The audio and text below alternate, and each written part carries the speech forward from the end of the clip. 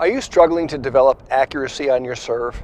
Are you having difficulty understanding how to get the racket face in the proper position to achieve your ideal target that you're aiming for? In this lesson today, I'm going to give you some great advice and information on how to get your racket face in control so you can place the ball perfectly for your serve.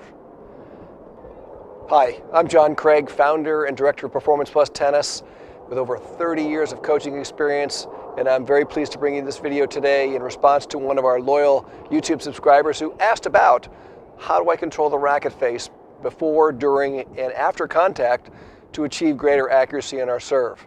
So this is something I'm very passionate about and really helping you develop where the accuracy comes from so that when you come up to serve under pressure, you have confidence and you're not just guessing or hoping to control the ball. So for me, it all originates in the grip. And of course, I've been playing for many, many years and I've established the grip, but the grip is really the setup so that when I have the grip in my position here, it relates directly to the angle of the racket face. And when I start my serve, and the way I start my serve, and I do my routine and I come up and I reset my hands, the reset of my hands for me is really important because the position that I have my wrist in and the grip, of course, and the angle, everything that's set up here feels very much like the contact point. So for example, here I am, and I'm going to go here now, and I'm just going to take this whole system, this whole unit up, I'm going to lift it from the shoulder, and it feels very, very similar. So the angle and the position is really the same. And that direct relationship helps me get my motion to move in a certain way that brings my racket face to contact. And that's so important. So, I think there's some misunderstanding about service motions and that they've got a lot of sophisticated movements and it can be very complicated. But I want you to think about your motion to be natural and clean, that the movement is without contaminations. Doesn't have a lot of excessive weird movements in it. There's not a lot of gyrations in it, but it's just a pure, clean movement. And if you can clean up that motion and get it to be natural, you'll start to feel where your racket face is. So, for example, when I go ahead and do my serve, I feel like I've got the grip, I've got the angle and the connection here that's going to really be where I get to contact. I do my routine. I reset my hands. And when I go into the serve, I feel like everything that moves now is very pure and very clean. Of course, there's a racket drop, but when I do a racket drop, I don't have a lot of twists and turns in here. I just let it fall naturally. And then when it drops and I come around, I just feel how my shoulder rotates the racket into the angle, the desired angle, to play the ball to the intended target. And that connection between all the way from the shoulder through the grip and out through the racket face really helps me achieve a fairly consistent accuracy on the serve. Now you might be asking, well, what if I'm trying to hit a slice serve or a different types of spin serve? And to some extent, there could be slight variations in the angle of the racket face when you're trying to affect a different type of spin on the ball. But for the most part, the racket face is going to be pointing at the target. In this case, we'll use the target that's out there. It's going to be pointing to the target, and it might be sliding from left to right as it does that. And in the case if it was a slice serve, the racket could be sliding alongside, but the racket face for the most part is still going to be facing your target on contact.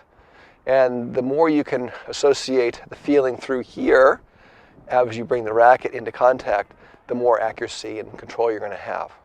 And if you've watched some of my other videos on the serve, you know that I'm really an advocate of using the long axis rotation of the shoulder to generate the power in the movement as well. So if you're able to really establish that long axis rotation, you will achieve both power and control on your serve. The actual angles and movements of the racket in the motion are pretty clear. So when I start my motion, my racket's pretty close to vertical, and I would maybe sometimes have it a little bit underneath, just slightly. But I would never have the racket open. In other words, I wouldn't have the strings down this way because that would set up a feeling of having a push serve, where if you have your racket strings slightly underneath a little bit, it really sets up the feeling of setting the motion up so that the racket's going to come on edge, and then it's going to rotate through the shoulder. So I've got this position to start. I just stay steady here. I really don't play with the wrist very much. And I just have a nice clean swing back, and as I come back, the palm is down and the racket face is down.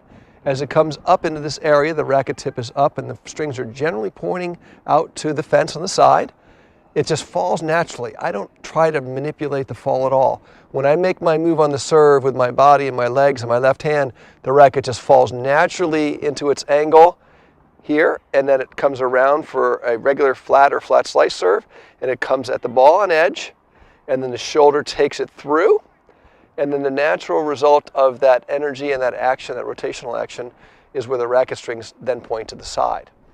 So for most serves, you're going to see, high performance serves, you're going to see the racket move 180 degrees.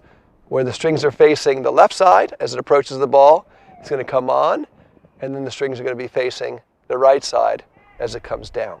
But the key element here is to play less with the hand and the wrist and the forearm and feel like more of the action comes through the long axis rotation of the shoulder to contact. And that is where the power and control is really going to be delivered on the ball. I hope this lesson has been helpful for you today. Please give us a like. We welcome your comments. If you have any ideas for videos you'd like us to produce, please let us know down below. We'd be happy to produce a video for you. And we also would like you to subscribe to our guideline to developing your tennis game. It's a free guide. All you've got to do is opt in the information down below, and you'll have access to our free guideline. And that guideline is on our website. And we invite you to browse around our website, take a look. We have more free lessons on the website. We also have our award-winning and worldwide recognized serve development course there. And we also have a membership. So take a look around, enjoy the website, leave some comments below, and we'll look forward to seeing you on the next video.